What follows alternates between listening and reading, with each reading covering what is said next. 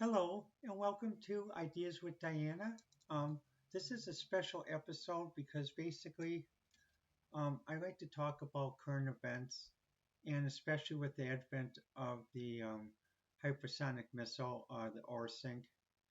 Um, in this discussion, I'm going to be speaking as the former associate vice president of the Society for Computer Simulation and former chairman of Emergency Management Planning Technical Engineering Activity, EMP for short, or Emergency Management.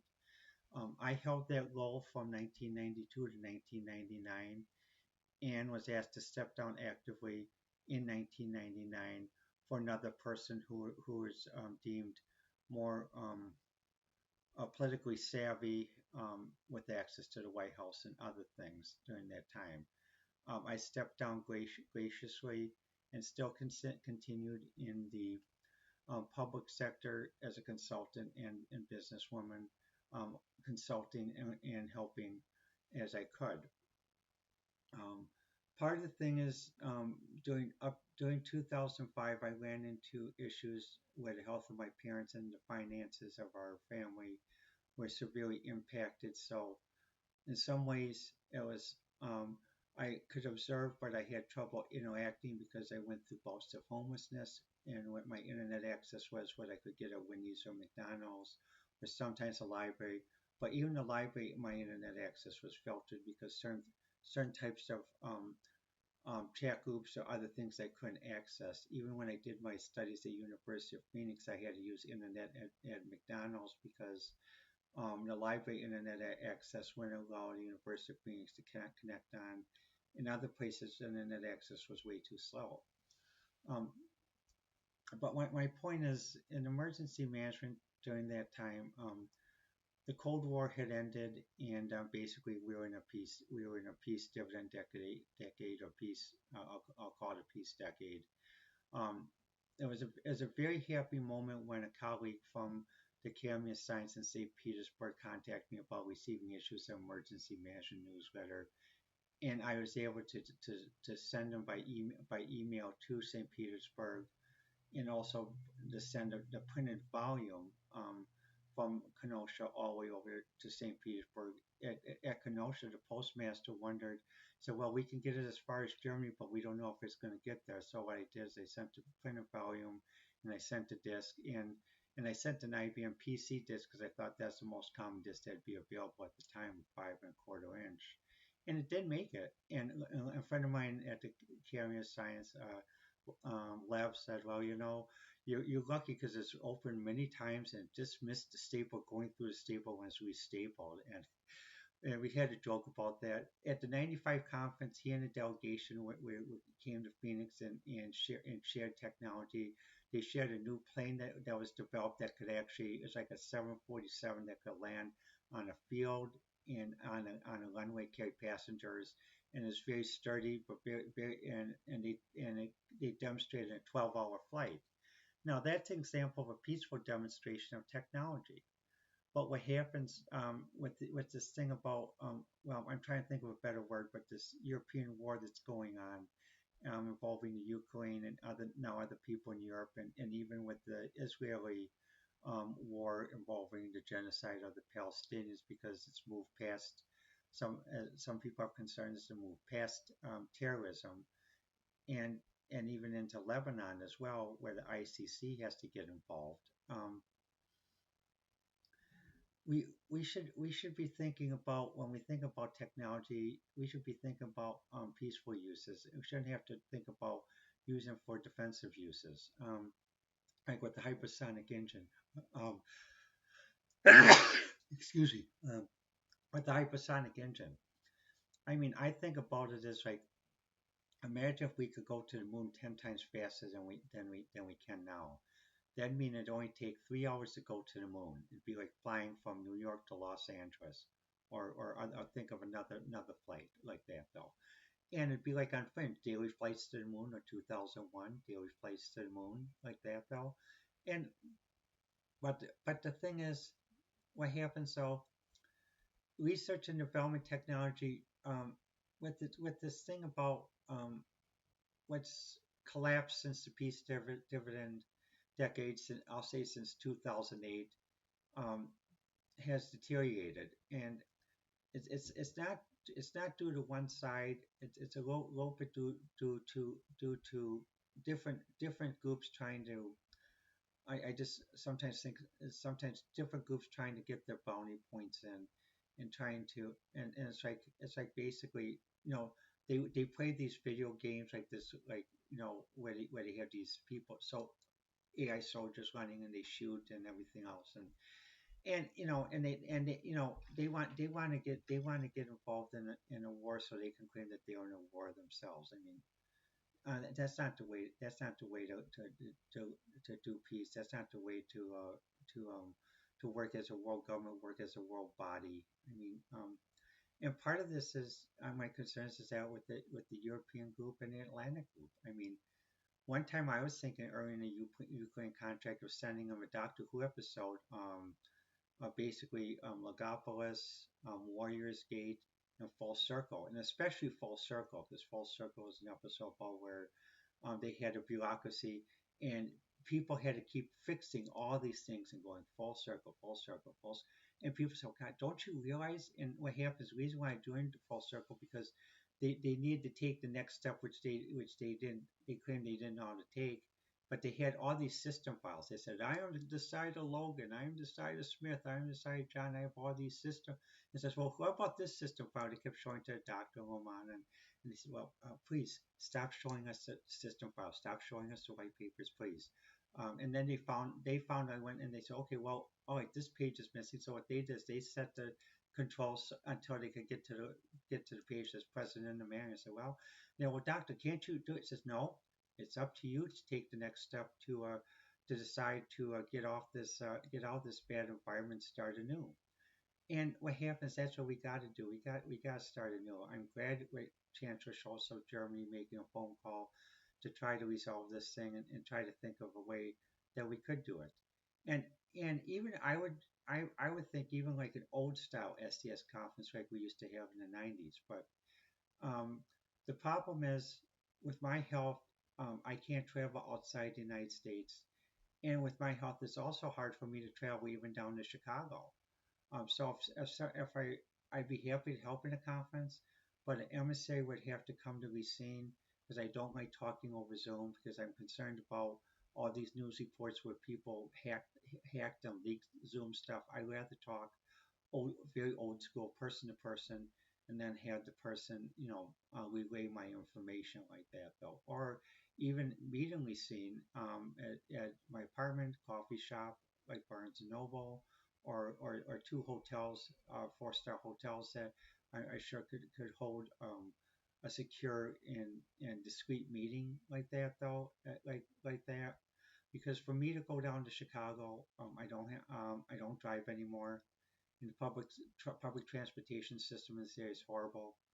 It'd take me an hour to go 12 miles to get from Racine to Kenosha.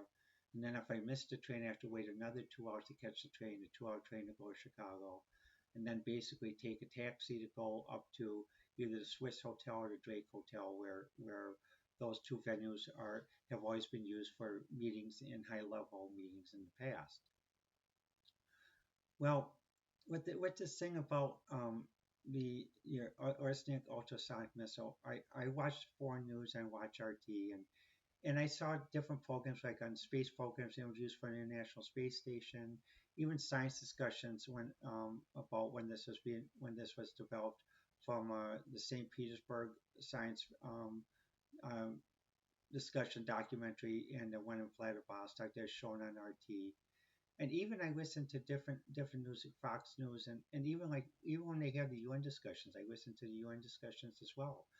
And I keep an open mind. I listen to all sides, because, there are two sides to every story, and I listen to that. Um, what I'm concerned about is basically this. Um, with the use of the ballistic missile, I can understand a country wanting to defend their sovereignty. I mean, that's what Israel's claiming, when they defending their sovereignty. But basically, some people have concerns it's gone past that into the genocide of the Palestinians, or a new final solution where basically the Israeli government only wants, quote, proper Israelis to live in Israel, or something like that. Well, that goes back to old thinking that got us into the World War II and the Great Patriotic War. We do we really want to do that? Even during the Cold War, we had issues, we had tense moments, but we never had to do a demonstration of technology on a proxy battlefield, like what had to be done to wake up quote the other side, or as Harry Truman says, use a 2x4 to get their attention. Well, the Europeans now have are listening, have their attention, as well as the Atlantic Group. I hope you guys are happy that it took a demonstration for you to get your attention. I would have preferred if you guys would have done like we did, in SES days, that we could just talk as colleagues, professionals, scientists, and not have to do these physical demonstrations. I mean, and even the most moderate person, you know, will get tired of waiting. They'll do a demonstration. I mean, like even with a couple, I mean, a man or a woman. Sometimes if a discussion gets and someone's not really not listening, someone will pick up a plate and throw it on the floor and break it, or throw a pillow or something, or something else, or yell or something like that. It's like, well, get it out of your system. Okay. All right, now the demonstration's out of the system, but um, do we really want to live with the worry that basically in 20 minutes, London could be attacked because basically put this thing we put the temperature on the skittle way too hot now, and we have to go back to thinking of DEFCON 1 through 5. Like for example, there's a movie in 1983, War Games, starring Matthew Broderick and Ellie Sheedy. Matthew Broderick was a computer nerd. At that time, I was 20. And it showed him using an 8-bit MSI computer. And what happens, he'd use his hacking skills to hack into different computer companies in San Francisco, play the newest games before they were released. Sort of, fun hacking, basically just, nothing really menacing about just you just like to play computer games. But one time he was showing his girlfriend, and what happened was basically he thought he hacked into a new company, and it's actually NORAD.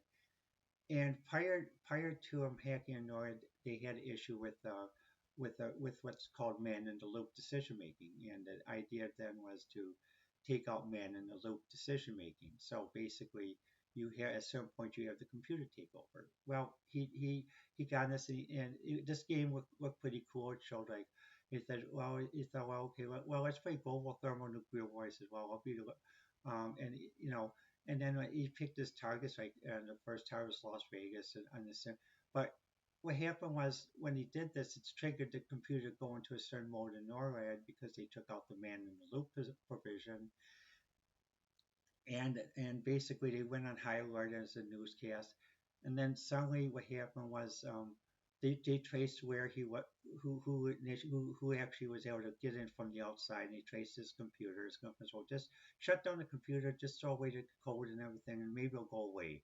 That's normally what most people think, and that's normally what happens. But it didn't, and so what happens? They had to run and try to find the inventor of that, and they did, and they had a hard time convincing him because he was retired on disability, and he had gone disillusioned with how people think. It's because of frustration, because when he was directed there, he didn't like the way that they're directing his research, so he decided just to live as a recluse. And they finally convinced him.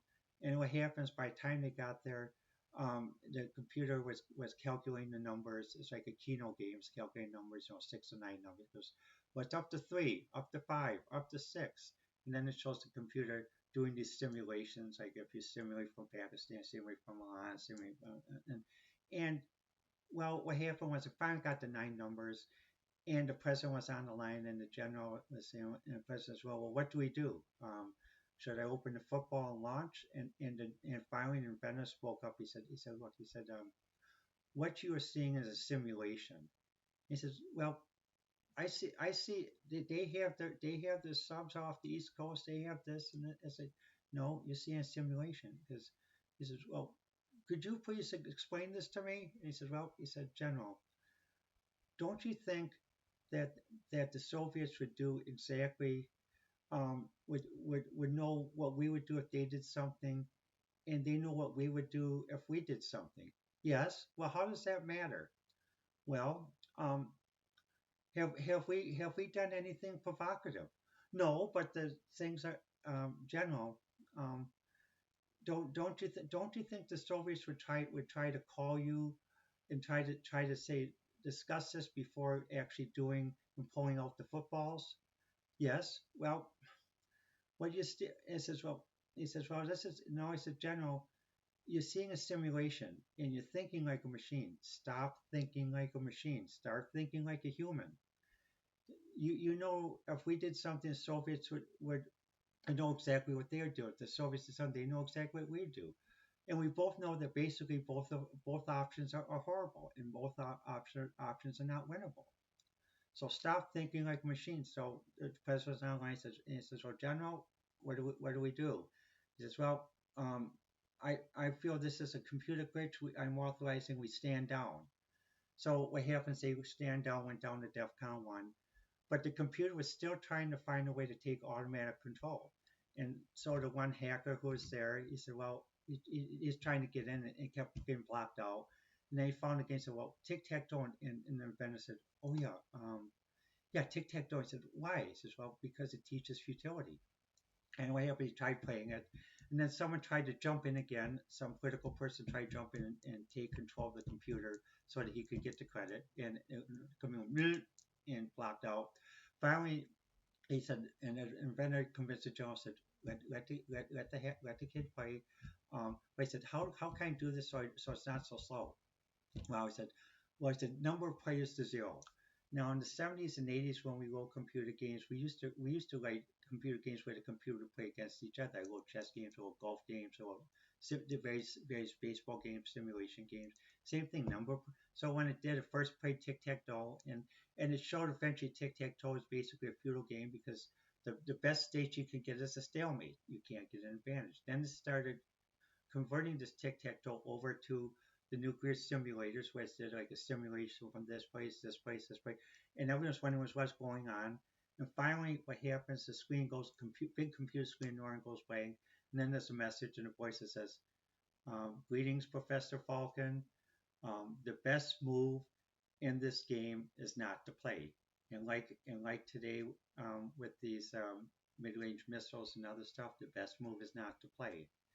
And I can understand countries feeling afraid to defend their sovereignty, especially countries that have been invaded many times. Poland, I'm part Polish, and Poland has been partitioned 5 times in its history.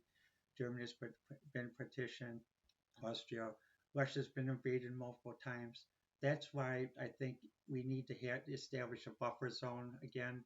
We need to have a neutral zone, because with the way people think, and some people are too quick to act, you can't have everything right up to the fence line. You can't have a spike fence, right? The way some of the Israeli settlers do in the occupied territories, where they put a spike fence right next to the Palestinians, and that causes conflict. No, you gotta have a far enough distance between the fences. And I think, a conference would help, but something like, but again, like with me, my travel is not, my health is not good, so I wouldn't be able to travel outside the United States. And I think it's best that I'd be happy to participate in conference, but an embassy would have to come to Racine, and we'd have to set up a secure communication thing from here. Um, or I could try to go to a place in Chicago, but again, I need help getting down to Chicago, because for me, 1 hour bus, 2 hour train ride, and now if I miss the train, another 2 hours, that's 5 hours to go 60 miles. With my health, that's very tiring. Like when I worked for SCS and was a liaison to the Air Force, the general I worked with, he said, "Well, I understand your parent. You live in the state. Your parent. You're like on the farm. You're still a farm person," because his parents wanted him to still stay on the ranch. And what happens? He said, "Yeah." I said, your parents don't want you to get used to big city driving." So I says, "Well, I'll have someone drive you around." And also he talked with my parents, and he understood. He said, "Well, also he said, I understand why you don't want to live in the big city. You want to live near it, but you don't want to live in it. He said, I understand that, and that, but what we have to get back to is we have to get back to common sense reasoning. I mean, this big city, uber sophisticated, uber elite European Atlantic group thinking, and even some uber thinking in other groups has to stop. We got to get back to people um, who are moderates, who are slow to act, because this thing about acting quickly is not good. And even like the reason why I ask for secure communications, because even sometimes when I talk with my friends, I'll hear this on my phone, or if I continue to talk about a certain topic, I'll hear, and it makes me wonder if my phone's tapped. And sometimes I'll hear like an echo. Other times my phone will drop out, or other times my friend's phone will go on hold. So you know, we need to get past this abuse of technology, and with with how streaming and even bugging phones like this. So I mean, I'm retired. I've been retired, and I gracefully walked out of my position at SDS when I was given a FedEx letter to walk out, and I accepted that, and I accepted that another person who was more politically astute, with the ways of the swamp, and that so I accepted that, and I went into private sector gracefully. But what happens, so we got we got to watch this, because this new technology I would prefer be used for space use, transportation. But I can understand that, and with the massive with and now last night with the production of ordering serial production of the Orsic missiles. Do we really need another Cold War, another arms race, and do we need another final countdown in Europe where, like the song, this is the final countdown, or 99 red balloons, or 99 love balloons? I mean, really? I mean, uh, I don't think so. I think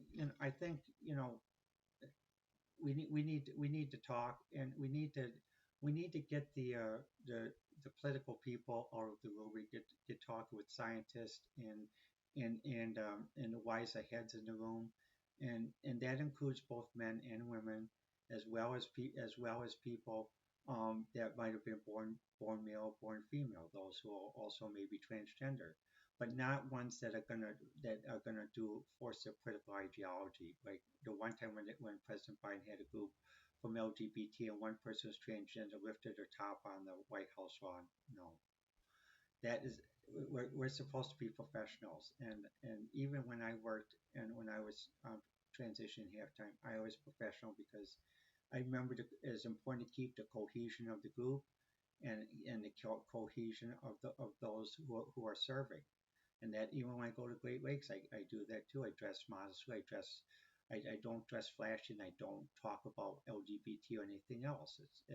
I realize, I'm helping a friend go to a hospital, and there's a time and place for things, but that's not the time and place in that though. So we need cooler heads to prevail. We need a conference, and we need a way for everyone to meet, even those in Russia, to meet like that though. But with the Russia phobia and the sanctions, it's really made it difficult for everyone to really meet and talk. I mean, and also China in this case too, because basically this is a multipolar world. This is no longer basically a unipolar world after what happened with the Cold War. And from what I can see, we need a multipolar world, because we need to have a group of three or a group of four to each counter check on each other. Well, let me know what you think. I prefer to have comments at YouTube or on X or Twitter at Diana18. And I'd like to thank you for watching this special edition of Ideas with Diana.